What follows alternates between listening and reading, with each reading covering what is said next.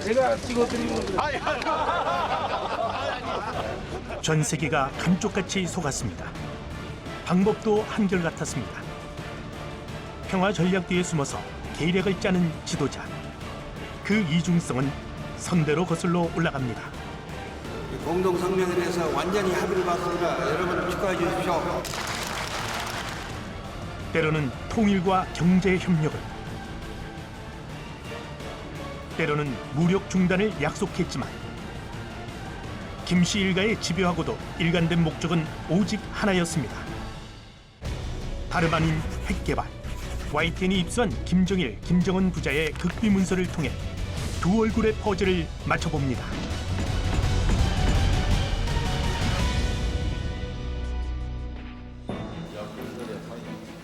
지난 2003년부터 수년에 걸쳐 진행된 육자회담.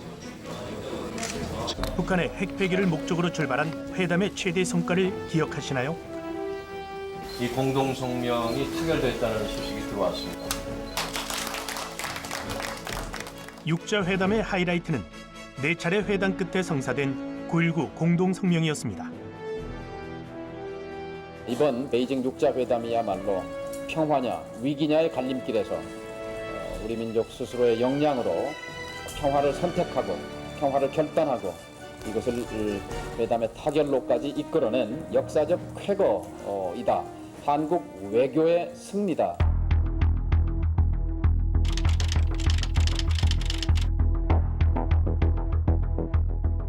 육자회담은 하되 참가국들을 이용해 소기의 목적을 달성하라는 주문. 4차 육자회담 직전 김정일의 친필 지시문으로 추정되는 문건에 담긴 내용입니다. 여기서 그치지 않습니다. 9.19 공동성명 채택으로부터 한 달 뒤 역시 김정일의 친필이 담긴 또 다른 극비 문건 추정 지시문을 보면 우리가 회담에서 남들의 충고를 듣고 그대로 한다면 미국과 열강들에게 무장 해제를 당하고 맙니다. 미국의 요구에 따라 핵을 먼저 포기할 필요는 없습니다. 북한은 핵 포기 의사가 애초부터 없었던 것입니다. 북한에 대한 전략, 북한의 의도에 대해서 너무 쉽게 생각하는 한계가 있었기 때문에 합의에만 급급한 그런 외교적인 실책이 있었습니다. 대화의 상대가 누구인지는 중요하지 않았습니다. 그저 완벽하게 속내를 감추면 그만이었죠. 오늘의 육자회담 재개는 핵 문제의 평화적 해결을 위한 공통된 의지를 반영한 것으로서 앞에선 웃으며 핵 문제의 평화적 해결을 문서로 합의했지만 그로부터 한 달 뒤 북한은 또다시 본색을 드러냅니다. 역시 김정일 친필 서한으로 추정되는 문건입니다. 유사시 한국을 어떻게 할지에 대한 인식이 고스란히 담겨 있는데요. 미국과 일본은 견제하려면 아직도 부족합니다. 만약 전쟁이 일어나면 남조선은 문제도 되지 않습니다. 일본에 있는 미군 기지들과 미 태평양 함대를 일격에 소멸할 수 있도록 원만히 준비를 갖추어야 합니다. 다음으로 우리가 최악의 사태에 대비하여 강력하고 새로운 탄두들을 더 개발해야 할 필요가 있습니다. 2004년 3월 28일 지시예요. 여기에 중요한 문제가 있습니다. 핵미사일 개발하는 것이 김씨 가문의 1인 독재 체제 안중화도 있겠지만 북한에서 방어적 차원에서만 있다면 태평양상에 있는 미 함대까지 공격할 준비를 할 수 있을까요? 일본에 있는 미 군사기지까지 동시에 타격을 해야 된다는 거예요. 또 남조선은 문제도 되지 않는데요.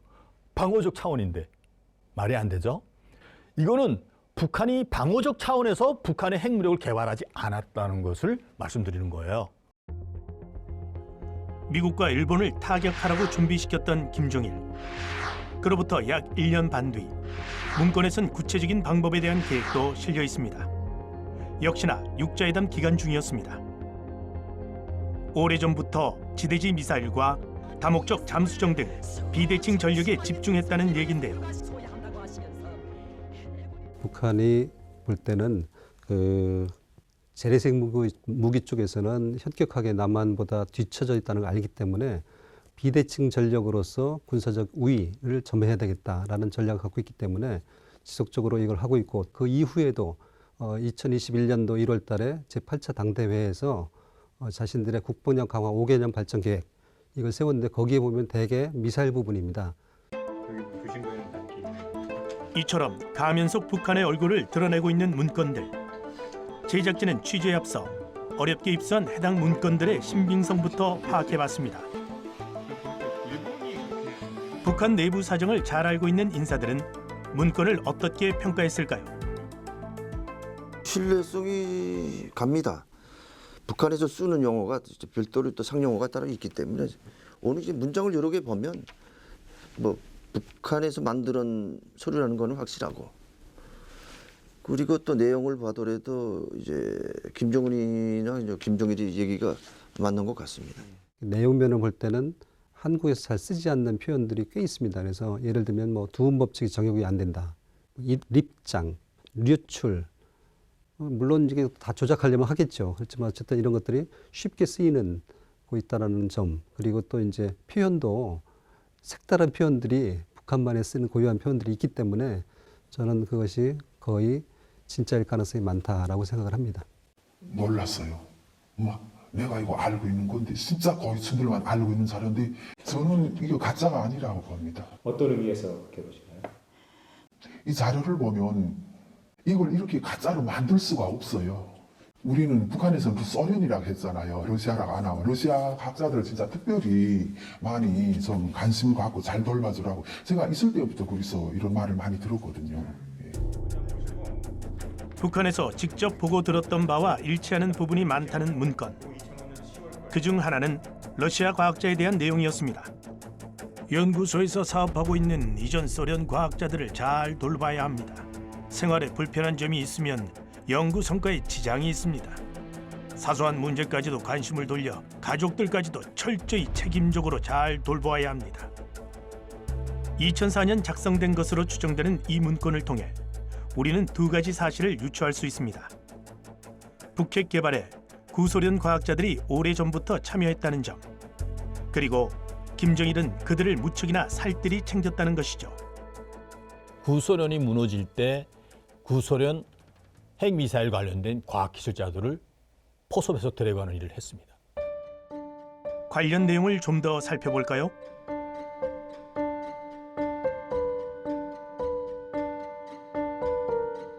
과학자들이 무기 개발에 성공했음을 시사하는 대목이 보입니다. 급기야 전폭적인 지지를 보장하라고 명령합니다. 제가 알고 있기로는 북한에 처음에는 이제 3,000달러 정도를 주고 줬던 걸로 알고 있는데 2004년 5년 때는 레벨에 따라 달라질지 모르겠지만 대부분 한 10,000달러씩 줬다, 미화로 10,000달러씩 줬다는 말이 있습니다. 하지만 또 다른 김정일 극비 지시문 추정 문건에서 전혀 다른 기류가 포착됩니다.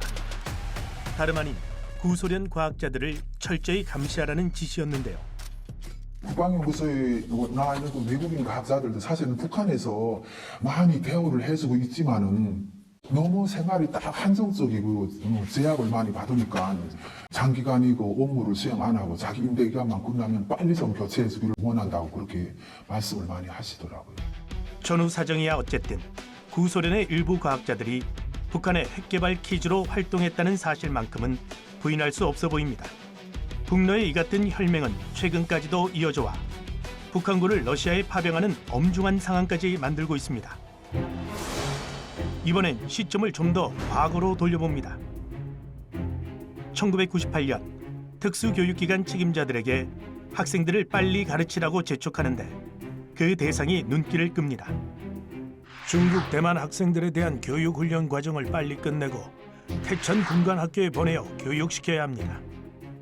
그 당시 98년 그 우리 한중 수교가 이루어진 직후에 대만에서 북한에 굉장히 접근했고 북한에서도 대만의 사람이 여러 차례 갔고 그래가지고 상당한 정도 대화를 했어요. 90년대 전후로 해서 북한이나 타이완이나 다 외교적인 어떤 고립 상태로 빠져들어가게 됩니다. 그런 상황을 타개하기 위해서 아마 양쪽의 교류가 물밑에서 진행됐다고 봅니다. 그렇다면 평양기술대학에서 공부하고 있는 타이완 학생들을 세청군관학교로 빠르게 보내라는 건 어떤 의미였을까요? 안보 교육 관련된 유학생들을 다시 군사작전 교육을 할 수 있는 태천군관학교에 게릴라전에 필요한 교육을 받기 위해서 공부시키라는 의미가 있거든요. 타국 학생들에게 실전 게릴라 교육까지 시켰던 북한. 이런 식의 은밀한 국가 간 거래는 타이완에 그치지 않았습니다. 팔레스타인과도 비슷한 접촉이 있었던 건데요. 그냥 피부 색깔이 다른 분들은 어느 나라에서 왔냐니까 팔레스타인에서 왔다 그러더라고요. 그래서 거기서도 와. 그러니까 그럼요. 오죠. 왜 안 오냐. 이 포병 기술은 다 배워가니까 앞으로는 이 사람들이 가서 교육생들을 양성하고 이런 데서 큰 역할을 할 사람들이라고 이렇게 말씀해 주시더라고요. 그들만의 밀월이 어떤 형태로 얼마나 지속돼 왔을지는 정확히 알 수 없지만 다만 한 가지, 중국과 미국에겐 극비에 붙이려 했다는 건 짐작할 수 있었습니다. 김정일의 문건을 볼까요? 타이완에 나가 있는 공작원들은 이 일을 잘하고 있습니다. 미국 놈들 골탕 먹이도록 해야겠습니다. 중국이 이 사실을 알면 어이가 없을 것입니다. 미국 못지않게 북한이 중국도 경계에 왔음이 드러나는 부분인데요. 지난날 중국은 우리의 가장 가까운 형제 국가였습니다. 그러나 지금은 중국이 질적으로 다른 나라가 되었습니다. 중국은 국가적 이익을 위해서는 그가 누구이든 가리지 않고 손을 잡으며 친구 하나쯤 희생시키는 것은 무방하게 여깁니다. 우호적 관계 같았던 중국을 향해서도 조금만 수가 뒤틀리면 다른 마음을 먹었던 것입니다.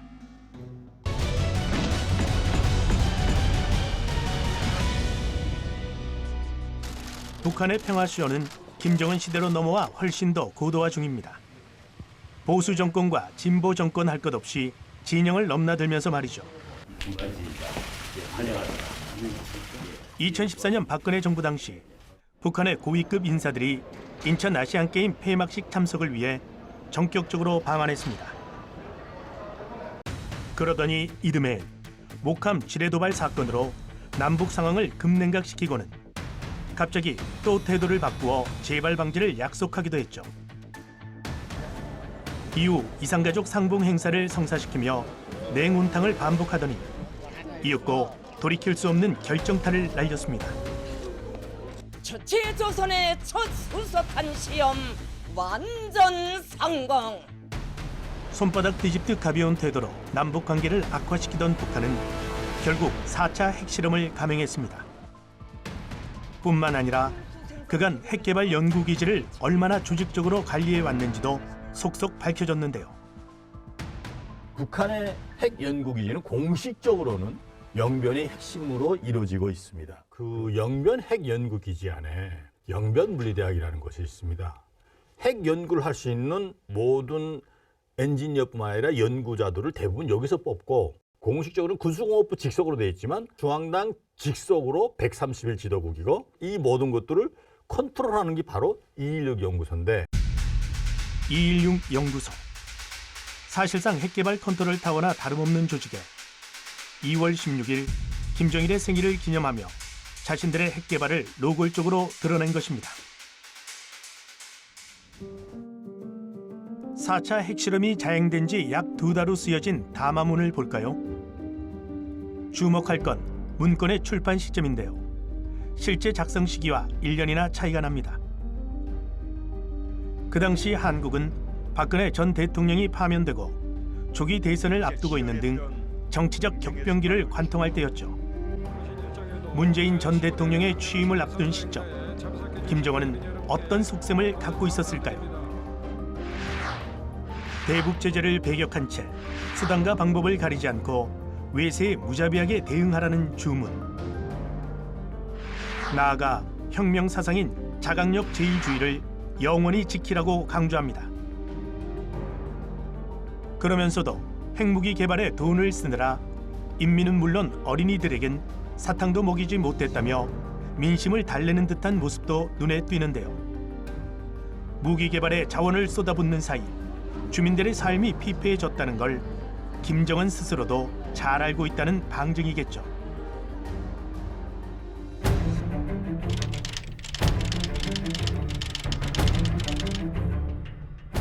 정말 마음 설렘이 지지 않고요. 이 역사적인 장소에서 만나니까 또 대통령께서 이렇게 분리선까지 나와서 맞이해 주신 데 정말 감동됩니다. 우린 모든 것을 이겨내고 이 자리까지 왔습니다.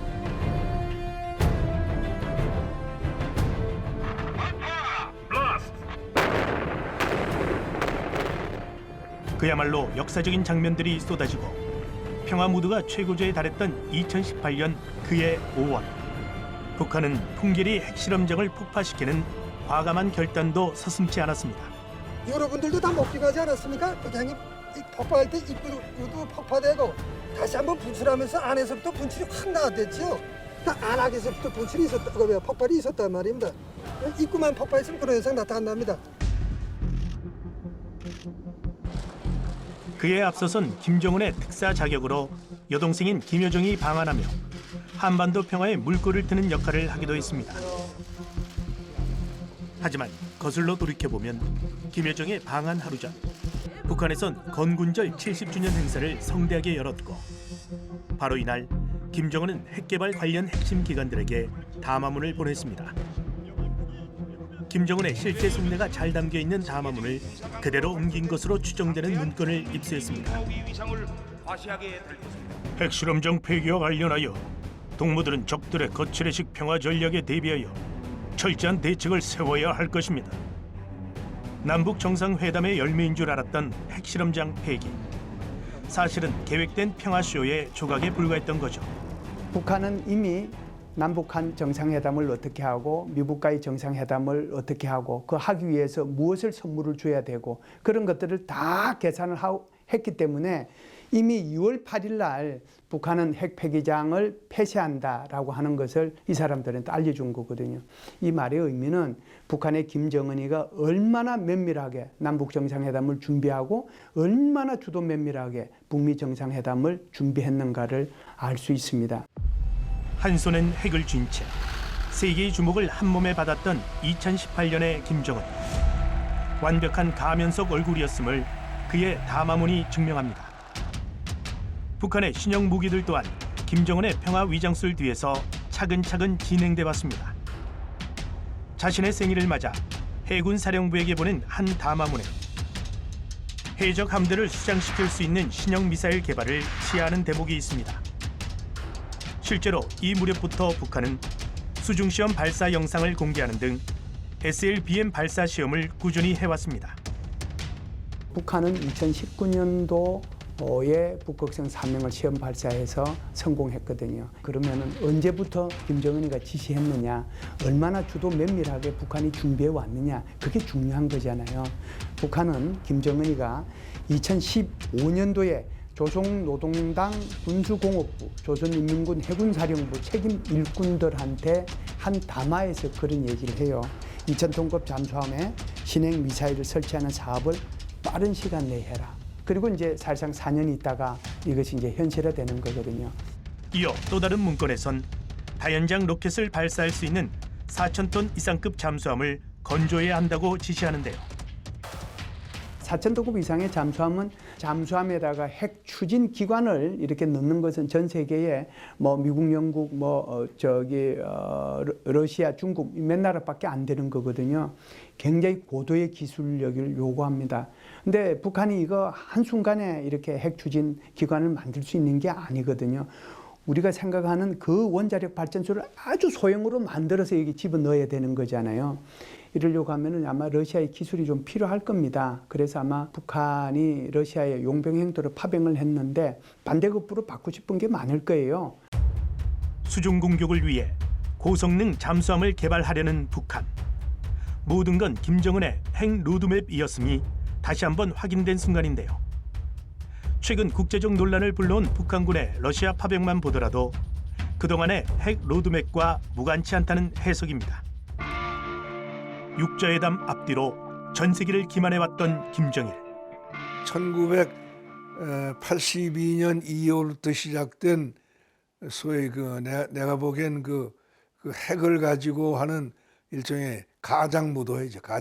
가장무도회는 처음부터 그렇게 될 수밖에 없었어요. 3대를 거듭해오며 더 고도화된 전략으로 무기 개발에 골몰해온 북한 정권. 그들의 폭주를 누군가는 멈출 수 없었을까요? 정권을 막론하고 왜 매번 북핵 대응은 빈손에 그쳐야 했을까요? 정부의 특성상 구미에 맞는 정보를 취합하는 경우가 있습니다. 그래서 소위 진보 정보라고 하는 경우에는 북한의 조금 부정적인 측면의 정보는 조금 가급적 싫어했고, 또 이제 보수 정부는 또 그것을 선호했고, 정책적인 측면에서는 북한에 대한 관심이 별로 없어요. 보수 정부나 진보 정부나. 그냥 내가 열심히 하면은 북한은 내가 원하는 대로 간다. 이런 생각들이 너무나 20, 30년 동안 그것이 지배적이었습니다. 시각의 차이라고 봐야죠. 북한은 이제 일관된 시각을 가지고 대남 관계를 관리하고 대미 관계를 관리하고 대국제 사회를 관리합니다. 근데 한국 같은 경우는 좀 다르죠. 북한을 바라보는 개인의 시각이 다르고 또 정부의 시각이 다릅니다. 어떤 정부가 되느냐에 따라서 북한을 바라보는 시각이 다른 거거든요. 그래서 이것이 일관성을 가지고 가면 좋은데, 한 번은 진보 정부가, 한 번은 보수 정부가 대한민국을 대표하는 정부가 되다 보니까 대북 정책이 달라지는 거고, 그 달라지는 지점을 북한이 이용하는 것이죠. 평화라는 카드를 절대 놓지 않은 채 추악하고도 위험천만한 방법으로 핵무장을 지속해온 김씨 일가. 그 사이 그들의 핵 개발은 몇 번이나 새로운 국면에 접어들었습니다. 지금도 현재 진행형인 평화쇼. 우리의 북핵 대응책도 전면 재검토가 필요한 시점입니다.